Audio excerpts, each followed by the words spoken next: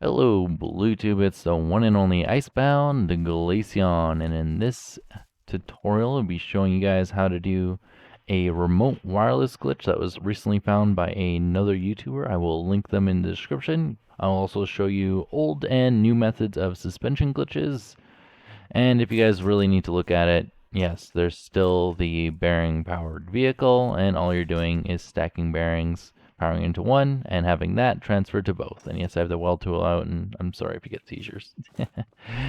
Very, very professional. And apparently I'm still spitting into my microphone. Cool.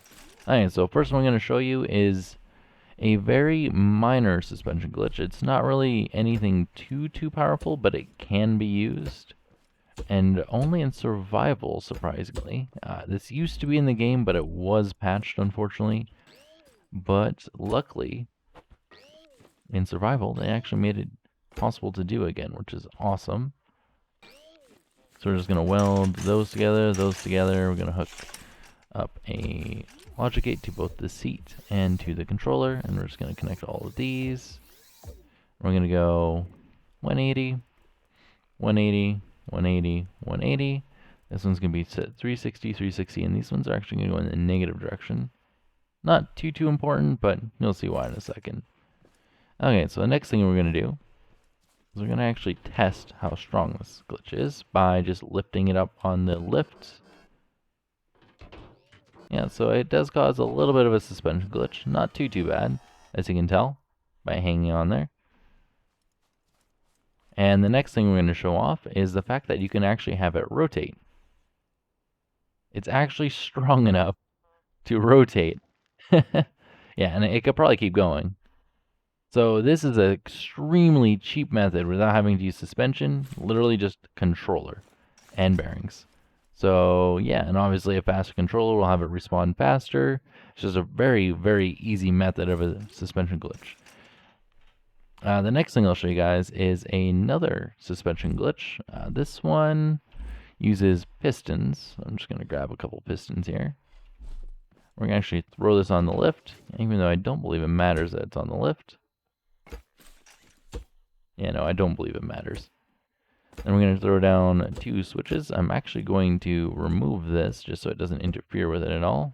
I'll pick up all those pieces later. It really doesn't matter. But I'm also going to hook up those 2 there and remove that, and then hook those up to there. So again, very minor suspension glitch. This one responds faster. Right, you can go that way, and you can rotate the other way. Obviously, it's trying, but the seat's a little heavy, but you get the idea. You can go both directions and whatnot. There we go. So the next thing I'll show you guys is yet another suspension glitch, and you guys are probably like, "Wow, this is enough glitches. Why can't you just show me the wireless thing?" Well, that's coming next, actually, so it's not too bad. Yeah, so if you notice, it won't show green on both because you actually have to put it on a lift. And now it's actually welded to both. So you'll notice if you use a single suspension, it just doesn't break, and it's like the old suspension glitch, not very powerful, but you can actually hook up both, and it's actually much stronger. So I find this much easier, and I'm surprised how many people don't know about it. And before you guys say that part was stolen, I've actually been using that glitch for a long time. You guys can even look at the knack flyer. I wonder who made that one. Oof. But yeah, I've been using that for quite a while, actually.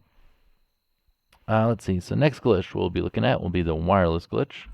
So first thing we're going to do, place down suspension. You can also do this with a piston as well. But I'm going to put this on to off, place a block, lift it up, and place a block. You notice it'll try to weld it to the suspension here.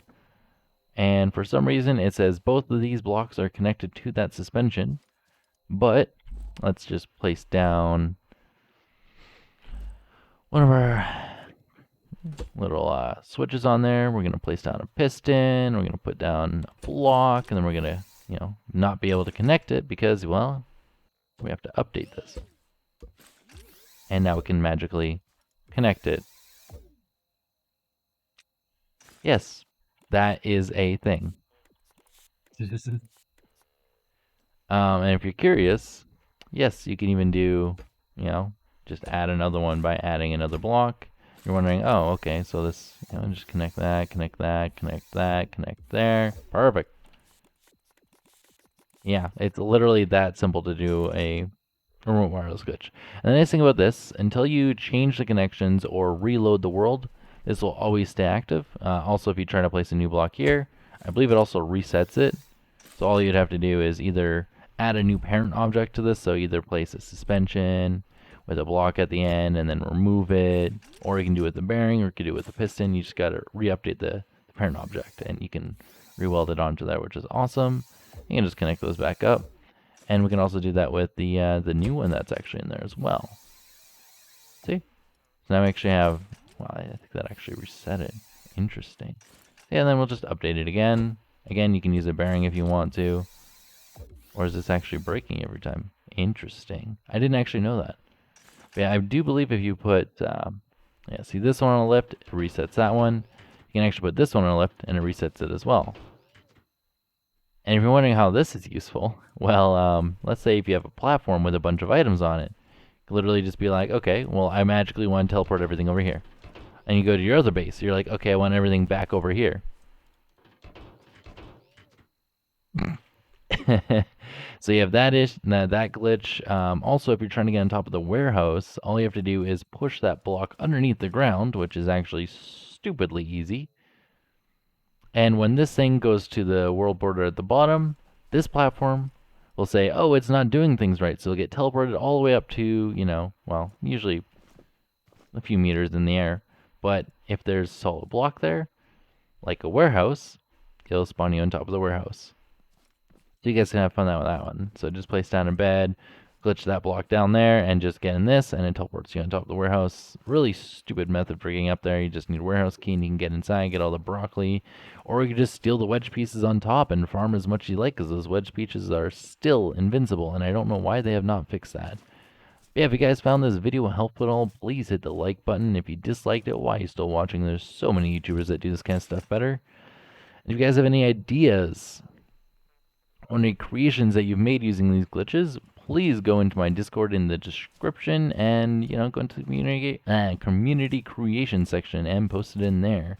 Otherwise, as I said, I did not originally find this remote control glitch. There were other methods as well, but this is the only one where you can put both ones on the lift, so both sides of the creation, so both the parent and child object on the lift. The only problem is I don't believe you can save it on the workshop, unfortunately, but it's also very easy to rewire everything, so it's not too bad. And again, with the ability to teleport things between two different bases is also extremely useful. Yeah, so I'll see you guys in the next video. Also, if you guys have any other glitches, please let me know. So I'll see you guys next time. Bye.